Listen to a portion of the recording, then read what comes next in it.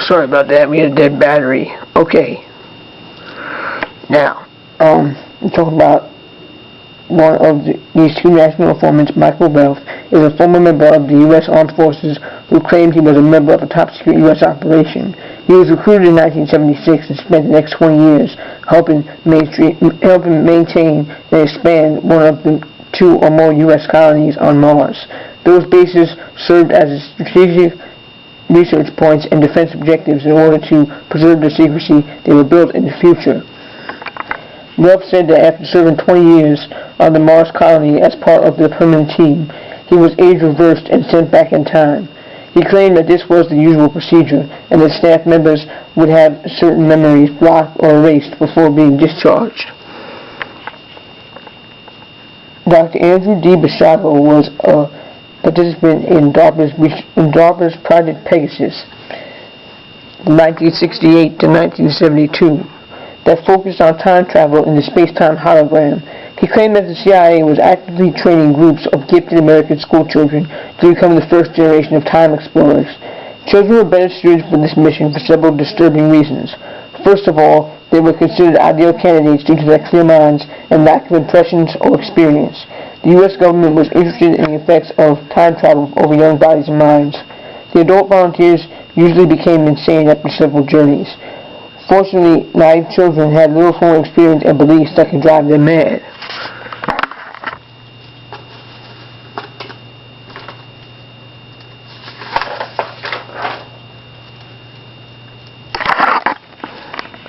Another use for quantum technology was found in political control. According to Dr. Basiago, future persons of interest would be notified early about the roles they were to play in the future. He said that in the early 1970s in Albuquerque, New Mexico, he was president at a lunch at which George H.W. Bush and George W. Bush were informed of their future presidencies.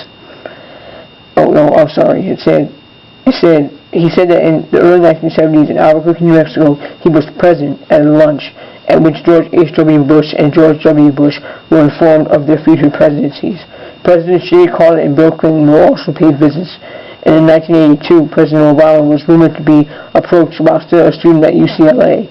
To further this claim, there are many first witness accounts from people who attended college with Obama that can attest that he would often get drunk at parties and claim that he would be the future president of the United States.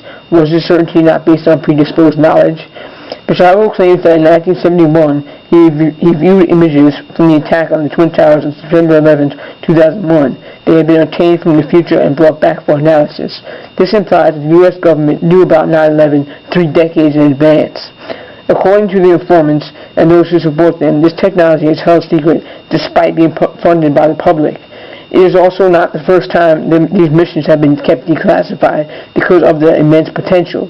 They say that the people deserve to know what is really going on, the truth about space exploration and the presence of humans on other planets. Teleportation could solve transportation problems worldwide by moving people and goods instantly. It would also immediately help to destroy the current tyrannical power pyramid that is in place. If they're right, we're missing out on some revolutionary insight. To what extent can the government manipulate our past, present, and future lives? So, we need to talk about that, get it out there.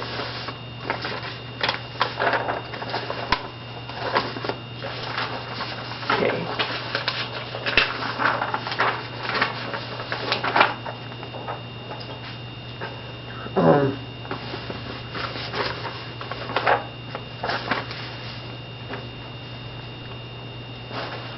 Okay. So, I have a poem read for this. It's called "To All Malevolent Beings," for everybody involved in this bullshit that keep it secret and not sharing things with people because we all have the right to know what's going on. It's called "To All Malevolent Beings." We are transforming the earth without you. We do not need your machines. We are bringing forth the positive future, manifesting our hopes and our dreams. And here's on a lighter note. It's a good article right here. It's called "Pillars of Light Shown from International Space Station" by Greg Prescott of Infamy.com. In recent news, we have seen a number of unexplained beams of light from all around the planet. In a related story, an unexpected beam of light was recently spotted emanating from the International Space Station towards Earth. The footage spotted by YouTube user StreetCap1 shows two beams of light directed towards Earth from what seems to be an alien ship. The footage doesn't last long as NASA cuts out the live video feed abruptly. There is no explanation from NASA, and we don't expect to receive any either, as this is not the first time such a sighting has been made. Dubbing his sighting as rather cool catch, Scott Waring of UFO Sightings Daily notes that the sun is causing a part of the UFO to be visible. This looks like a craft in space and is partially cloaked, he added. This past week, NASA has been experimenting with new technology that includes releasing colorful vapor tracers 130 miles above Earth. These videos raise numerous questions. Are the pillars of light related to this recent technology experiment by NASA? Is NASA preparing to fire up Project Bluebeam? Exactly what waves is NASA trying to record? Are these the same waves that Dr. Simon Atkins calls Wave X? My hunch is that those in power, along with NASA, know something incredibly positive is about to happen to our planet, and it's scaring those in power because they know that this event will relinquish the control over us once and for all. In my opinion, it has a lot to do with either gaining new abilities through spontaneous evolution or has something to do with one of the numerous cosmic wild cards I've written about. The Harpy said, "We are the ones that we've been waiting for." I agree, but I think a positive event will help cleanse the planet and all the population of negative influences on it before we become the ones we have been waiting for. So, yeah, that proves that something's going on that they can't stop and they're going nuts about it. And they're not going to act like that, they're not going to admit it. But we are coming, and our higher selves are there and backing us up, and we're going to keep doing what we're doing because it's very important, and it's all about rising Earth's vibration because that's why we came here. That's why we decided to come here, and that's what we're doing. Okay, I'll close out with this one's called The Traveling Spirit. When we sleep, we go up to the stars, to a land that is never too far. Then we return to Earth when we awaken, with newfound love in our heart. Thank you for joining me. I'll see you next week.